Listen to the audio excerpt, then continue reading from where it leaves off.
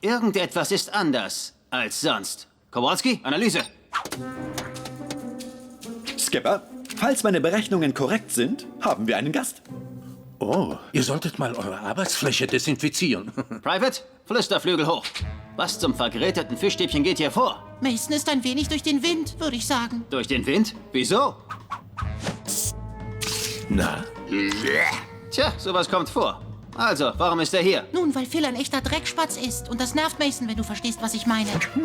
Du meinst also, dass der Schimpanse es mehr als leid ist, einen Kumpanen ständig hinterher zu putzen? Ja, genau so ist es. Vielleicht wäre ein kurzer Aufenthalt hier bei uns ja genau das, was er braucht. Wow, klasse. 2 Pinguine, ein Gedanke.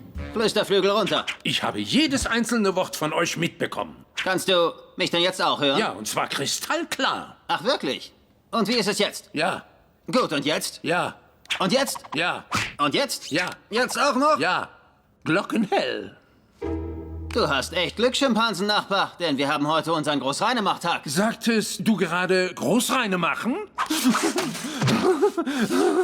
Bitte überlass das den Profis. Und jetzt halten Sicherheitsabstand ein. Alles bereit für Operation Quietsch sauber. Dann los!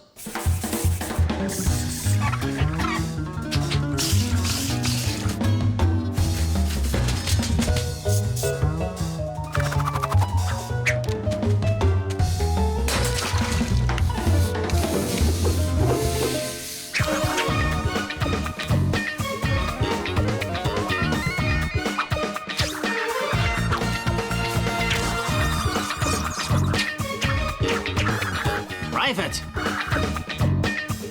Entschuldigung.